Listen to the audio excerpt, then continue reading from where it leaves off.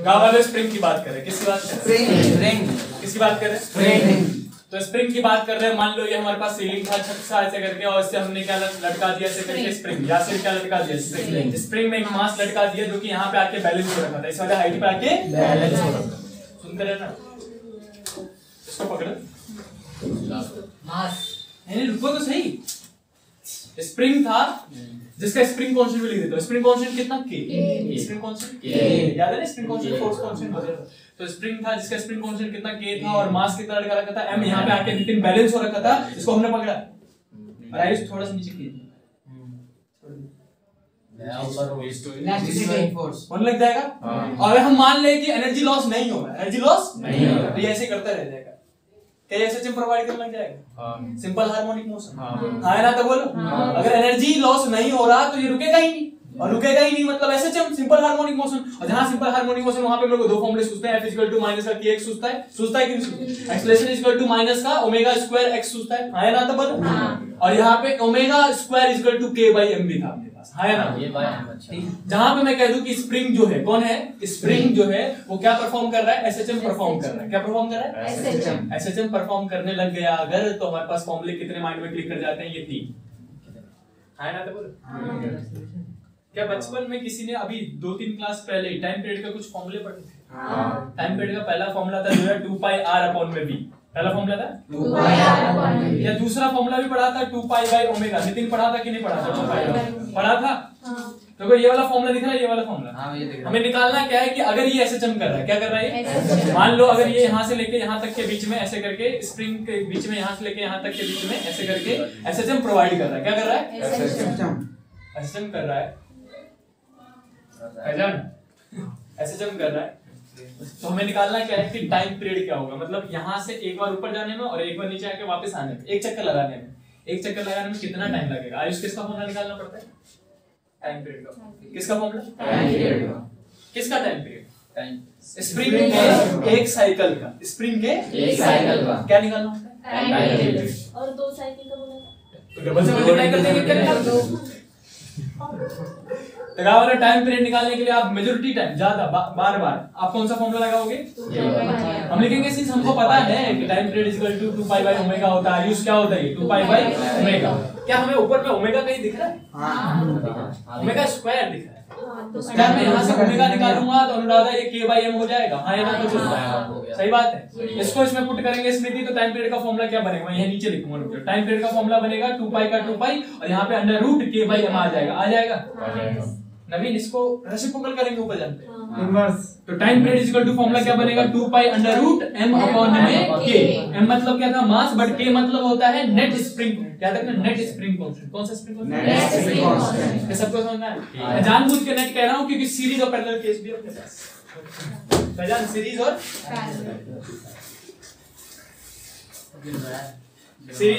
Parallel. सुनते हैं? सुन रहे हो? हां भैया। देखो सीरीज की बात कर रहे हैं। किसकी बात? सीरीज। अब ये याद रखना, सीरीज पहचानने में भी बड़ी दिक्कत होती है। सीरीज और पैरेलल पहचानने में हमने बोला कि मान लो कि ऐसा कोई कॉम्बिनेशन हो जिसमें एक स्प्रिंग जो है ना वो दूसरे स्प्रिंग से पहले कनेक्टेड हो और सिर्फ एक स्प्रिंग ही मास से टच हो।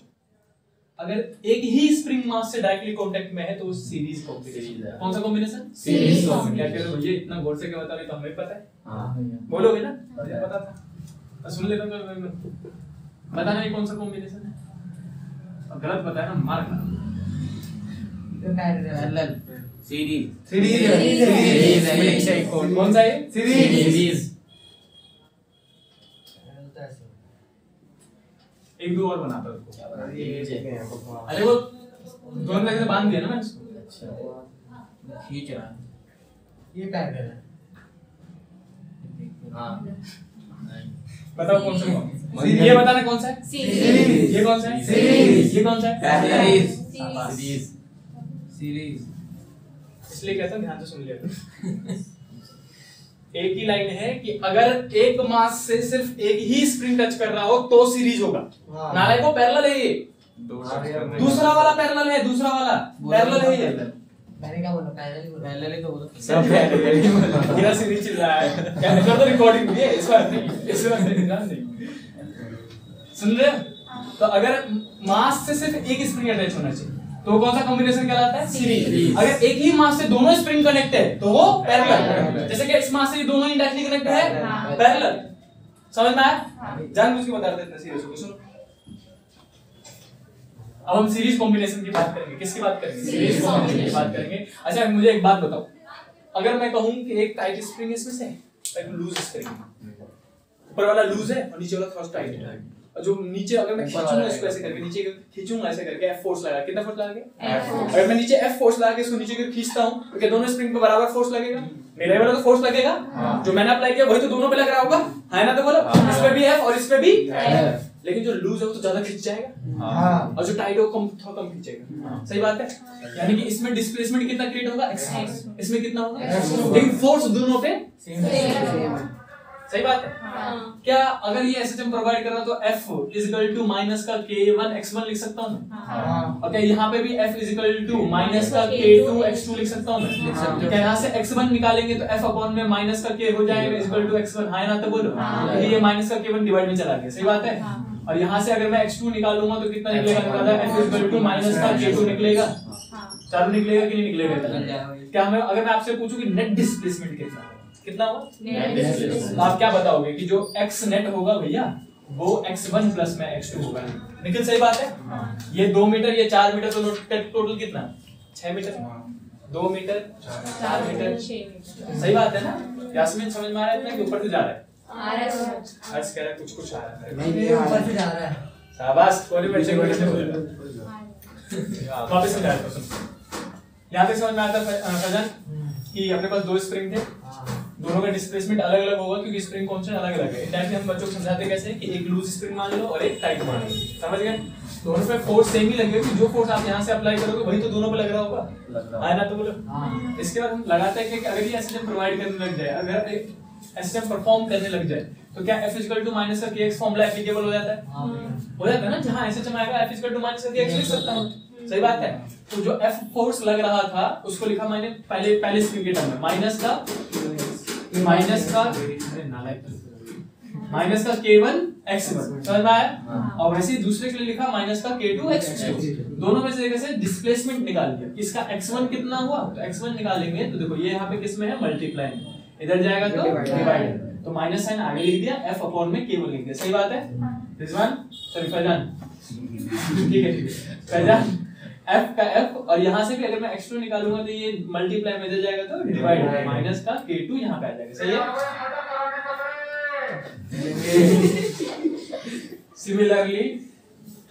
सिमिलरली मैं क्या ये भी लिख सकता हूँ? x1 की जगह में है F अपॉन में K1, x2 की जगह में है F अपॉन में K2।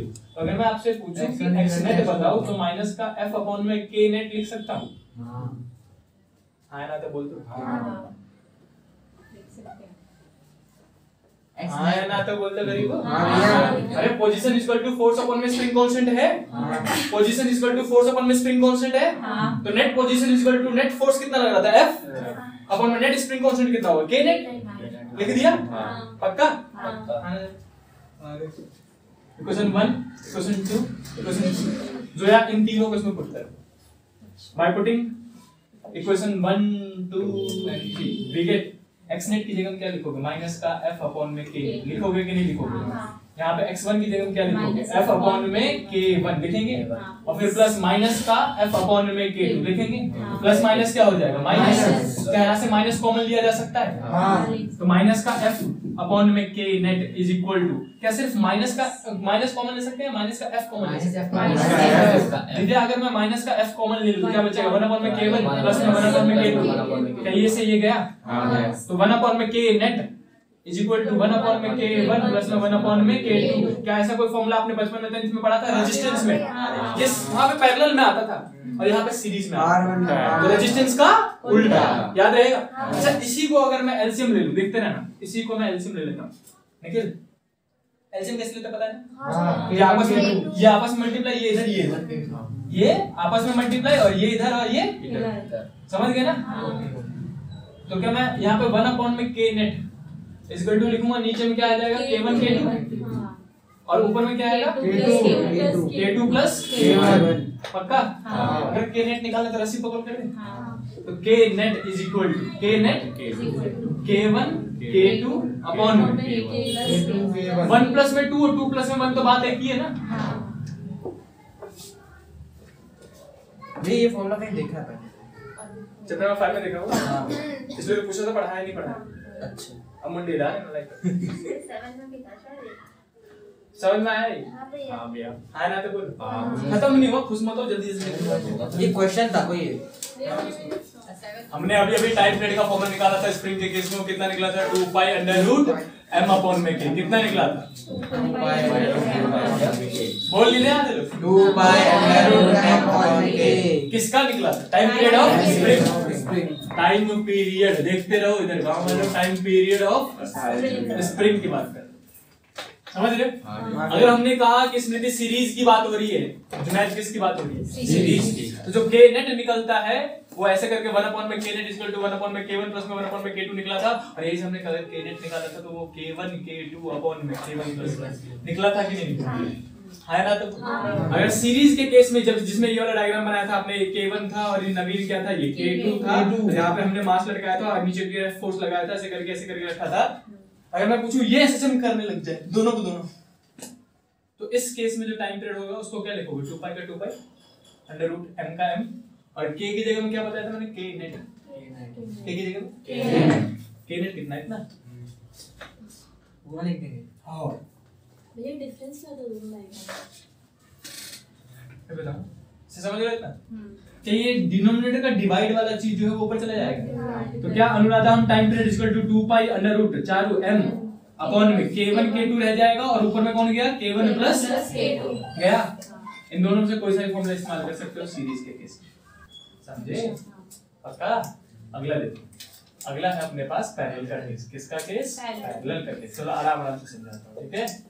इस प्लीज में नहीं लेंगे। ये हमारे पास ऐसे करके हमने ले लिया यासी, यहाँ से एक स्प्रिंग अटैच किया और यहाँ से दूसरा स्प्रिंग अटैच किया। इसका स्प्रिंग कांस्टेंट k1, इसका स्प्रिंग कांस्टेंट k2, दोनों को एक ही चीज से अटैच करके नीचे की ओर फोर्स लगा दिया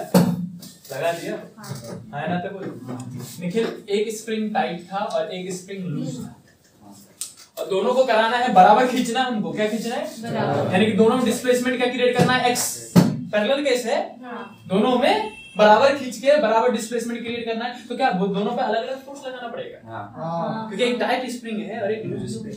मान लेते हैं इस पे कितना फोर्स, या फिर जो रीस्टोरिंग फोर्स जमा होगा, इसमें कितना रीस्टोरिंग फोर्स जमा हुआ? F1। इसमें कितना जमा हुआ? F2। समझ गए? लेकिन इसका डिस्टेंस सेम, इसका डिस्टेंस सेम।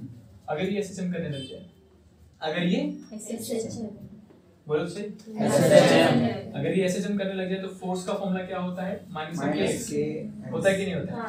अगर मैं F1 लिखूंगा यहाँ पे, अगर हम F1 लिखते हैं तो क्या मैं माइनस का k1 इंटू में x लिखूंगा, और क्या मैं F2 लिखूंगा तो यहाँ पे माइनस का k2 इंटू में x लिखूंगा, क्योंकि k1 k2 अलग था ना, F1 F2 अलग था ना, x तो सेम था, x तो सेम था। पक्का? अच्छा एक बात करना है यहाँ पे, अगर मैं F नेट लिखूं तो माइनस का k नेट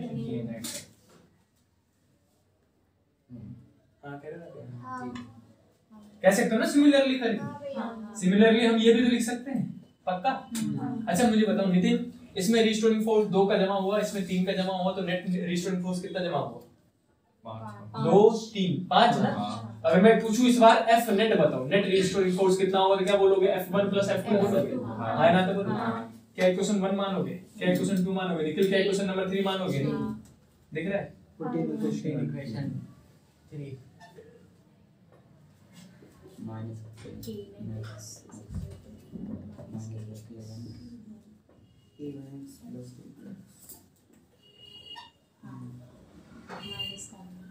-2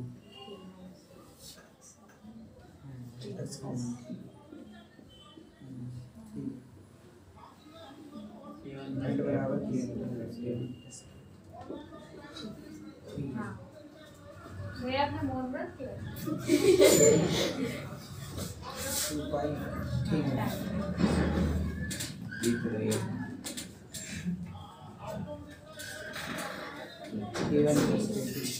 ठीक है। कुछ समझ नहीं आया। हाँ समझा दिया मैं। समझ गए?